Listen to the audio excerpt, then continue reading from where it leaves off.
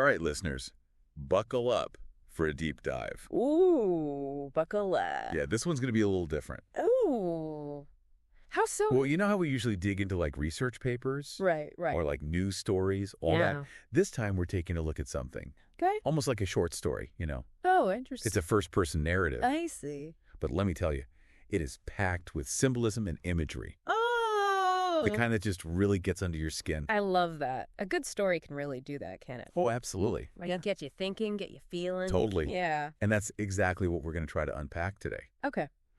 So think of it this way. All right. We're going on like a guided tour through the mind of this narrator, Okay. exploring all the layers of meaning hidden in the story. I like that. You know, peeling back those layers. The hidden depths. Yeah, exactly. So what kind of depths are we talking out here? Well, this deep dive is really an invitation to think about some big stuff. Oh, like what? Life, death, you know, Okay. the mysteries of existence, All right, I'm intrigued. all that good stuff. Yeah. And it's also about those moments when reality feels just a little bit off. Oh, I know that feeling. Yeah, we've all been there, I right? get that, like, unsettling feeling. Exactly. And speaking of off, let's set the scene for this story. Okay. So picture this. All right. It's late at night, Okay. and there's this lone figure waiting at a deserted bus stop. Okay. I've been there. Right. We've all been there. It's like a scene we can all relate to. For sure. But have you ever been in a situation like that Mm-hmm. where things feel just slightly tilted? Yeah. Like the world is out of sync? Oh, yeah. It's like a liminal space, you know, Right. bus stops late at night or empty parking garages, that kind of thing. Totally. Those places are often used in stories, you know, Yeah. to create this sense of unease. Right. Like anything could happen. Exactly. And in this story, that feeling. It's amplified by the arrival of this mysterious man, Okay. dressed all in black. Interesting. All in black. Okay. And the details about him, they're stark. Hmm? Pale skin, unnaturally still. Oh. Almost like he's not quite real. Oh, spooky. What kind of chills do you get just picturing him? He sounds like a figure straight out of a dream. Right. Or maybe a nightmare. Ooh. You know, the kind of character that makes you think of those ancient myths about death, the unknown, Yeah. all the things lurking just beyond our perception. He's definitely giving off some eerie vibes, right? Big time. And then get this, he asks the narrator this question Okay. that throws everything into question. What's the question? Yes, do you remember how you got here? Whoa. And suddenly she realizes she can't remember. Oh, that's creepy. It's like a piece of her memory has just vanished. That's so unsettling. Isn't it? It makes us, the readers, start questioning everything too, you know? Totally. Like, are we in a dream? Are we dead? It's like the author's playing with our sense of reality. It's like being dropped into a maze Right. with no memory of how you got there. You're just there. Yeah, exactly. And just when you think things can't get any weirder, the first bus arrives. Okay. Now, I gotta say, Yeah. I've seen some creepy buses in my time. We all have, I'm sure. But this one is straight out of a horror movie. Really? What's so creepy about it? It's the imagery, you know? Okay. It's so vivid. The bus, it approaches silently. Oh, that's creepy. Yeah, and it's driven by this shadowy figure with these glowing eyes. Oh, wow. And through the windows, you can see all these terrified faces pressed against the glass. It's like tapping into our primal fears, wouldn't you say? Totally. Yeah. And there's this one detail that really gets me. Okay. There's a man chained to the back of the bus, Oh, my gosh. being dragged along as it moves. That's brutal. It's brutal, right? Yeah. It's disturbing, and it makes you wonder, Yeah. what does this bus represent? What kind of journey is this? I mean, it's safe to say it's not a journey anyone would choose. Right. You know, the chained figure, the terrified passengers, Yeah. that sense of relentless forward motion, Yeah. it all points to a path filled with suffering and despair, you know? Like a visualization of that fear we all have. Yeah. Of a bad death, things ending in pain Yeah. and isolation. Totally. But here's what's interesting. Okay. The narrator, she doesn't get on this bus. She doesn't. No, the man in black, he says, Okay. that one's not for you. Interesting. So there's this sense of relief, but also like heightened suspense. Yeah, yeah. What's Hey Our Bus going to be like? Right. That's the question that's just hanging there. It is, isn't it? And it makes us confront our own anxieties. Oh, for sure. About what lies beyond the veil of death. Absolutely. Like, what does a good death look like? Right. How do we even begin to imagine it? That's the big question. It is, isn't it? Man, that first bus. Yeah. With all that chilling imagery. Really stuck with me. It's hard to shake off, isn't it? It is. Makes you think about, all those universal fears we have. About suffering and the unknown. It really does. Doesn't it? It's like a stark reminder that death, it can be brutal. Right. And it plays on those anxieties we have, about losing control. Totally. Things ending in pain and isolation. Ugh, it's heavy stuff. It is. But then, the second bus arrives. Okay. And it's like night and day. Seriously? Oh, how so? This one is quiet, almost peaceful. Okay. With these tinted windows that obscure the inside. So you can't see? Nope. Interesting. Instead of dread, it evokes this sense of mystery. Dare I say, hope. That's quite a contrast. It is, right? Yeah. Instead of clear-cut answers. Right. It's like the story presents us with these two very different possibilities. Right. Two paths that diverge, in the face of death. Makes you wonder. It does, doesn't it? What factors determine which path we end up on? Right. That's the million-dollar question. It is, isn't it? And I think that's part of what makes this story so compelling. I agree. It doesn't offer any easy answers, but it forces us to grapple with these complexities of life and death. The big questions. Yeah, exactly. It's a good reminder that we don't always get to choose the circumstances of our departure, so to speak. Right. But perhaps we have some influence over the kind of journey we're on. It's a good point. You know what I mean? What are we doing with our time? Right. The choices we make, they shape our path. And just when you're trying to wrap your head around all of this, the story throws another curveball. Okay, I'm listening. So the bus door opens. Uh-huh. And guess who's behind the wheel? Oh, I can't wait to hear this. Winnie.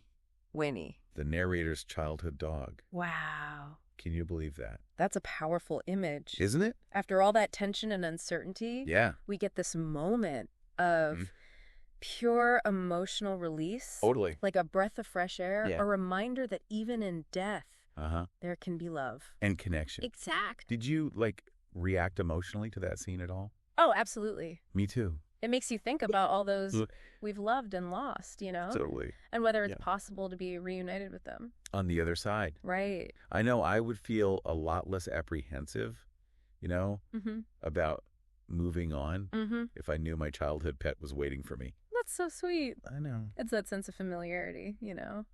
And unconditional love. It makes Winnie's appearance so impactful. It does, doesn't it? Dogs, in so many cultures, are seen as these guides and protectors, loyal companions, Offering comfort and solace. They often symbolize a safe passage, a bridge between the world of the living and the realm of the dead.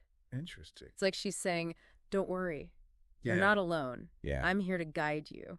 I love that. And that brings us back to that line from The Man in Black. Oh, Everyone has to get on someday. Everyone has to get on someday. It takes on a whole new meaning now, doesn't it? It does. It really does. It's no longer just a statement of, inevitability, It's like an invitation now to consider what we want our getting on to look like. That's a profound point. It is, right. It suggests that while death is a universal experience, the nature of that experience might be influenced by the life we've lived, the connections we've forged, the love we've shared. And I love how this story doesn't shy away from the emotional impact of loss. The narrator's reaction to seeing Winnie. It's so raw, so authentic. All her fear just melts away. Yeah. And she's just overcome with joy. That's beautiful. That's a beautiful testament to the enduring power of love. I agree. Even in the face of death. It highlights this idea that death doesn't have to be a solely negative experience. Yeah. It can also be like a homecoming, a reunion with those who have gone before us. I like that. A transition into something unknown. Yeah. Yes, but perhaps not something to be feared. Makes me wonder, what do you think lies beyond those tinted windows? Oh, that's a good question. What does a peaceful transition mean to you? That's a question worth pondering, isn't it? It is. The story, it intentionally leaves that part open, open to interpretation. So we can fill in the blanks with our own beliefs and hopes and experiences. And that's what makes it so thought-provoking. It is, isn't it? It really is. It really gets you thinking. It invites us to imagine, our own versions of a peaceful ending. Okay. A place where fear and uncertainty give way to something, something better. It's fascinating that even without concrete answers, the story manages to offer a sense of hope and comfort. I totally agree. It suggests is that even in the face of the unknown, we can find solace in the connections we've made and the love we've shared. That's powerful. It is, isn't it? It reminds us that death, while inevitable, doesn't have to be the end of everything. Right, exactly. That image of Winnie, behind the wheel, really shifted something for me. Oh, God. It's like, she took this abstract concept of a peaceful transition right. and made it tangible. Okay. Almost relatable. You know what I mean? I do. It's amazing how a single detail can completely reframe our perspective. It is. And I think that speaks to the power of stories. Yeah. They can tap into our emotions and help us process these complex ideas. Right. In a way that, logic and reason alone sometimes can't. Totally agree. You know what I mean? I do. And speaking of complex ideas, we keep coming back to that line. Yeah. Everyone has to get on someday. Everyone has to get on someday. It felt kind of ominous at first, but now, after exploring the two buses and Winnie's role... It feels different now, doesn't it? It does. It's fascinating how the meaning of that phrase has evolved. I know, right? It started as this stark reminder of mortality. But now, it's more like a gentle nudge, to consider what kind of journey we're on. I like that. It's like the story's saying, hey, listen, we all have a destination. Right. But the path we take to get there, that matters. It does. Makes you think about the choices we make every day. It does, doesn't it? How they contribute to the overall narrative of our lives. It's almost like the story's inviting us to become the authors of our own endings. I like that. To consciously craft a life that leads to a peaceful and meaningful departure. What resonates with you about that idea? I think what strikes me is the narrator's journey wasn't about fighting death or denying its inevitability, It wasn't about that. No, it was about finding acceptance and even a sense of peace within that reality. And that shift, it came from reconnecting with something or someone she loved. That's such a powerful insight. It is, right? It suggests that maybe peace. It isn't about the absence of fear or uncertainty, but about finding solace and connection even amidst those challenging emotions. I like that. It's about embracing the fullness of life. Okay. Both the light and the shadows. Yeah. Knowing that love and companionship can illuminate even the darkest passages. It reminds me of that quote. Oh, yeah. Which one? Death is not extinguishing the light. It is putting out the lamp because dawn has come. That's a good one. It is, right? This story, it seems to echo that sentiment. It does. Suggesting that death could be this transition into something new, something perhaps even more beautiful than what we know now. And I think that's a comforting thought. It is. Isn't it? It is. That even though we can't know for sure what lies beyond, the veil. Yeah. We can approach the unknown with a sense of curiosity. Curiosity, And even hope. So as we wrap up this deep dive, what's the takeaway for our listener? What do we want them to walk away with?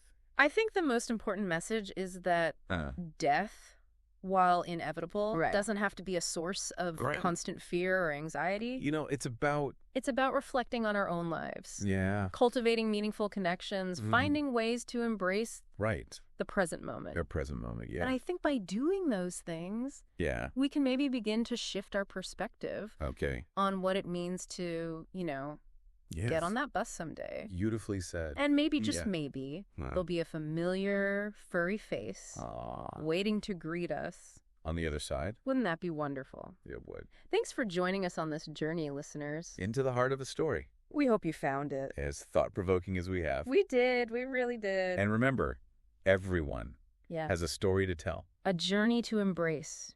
What will yours be?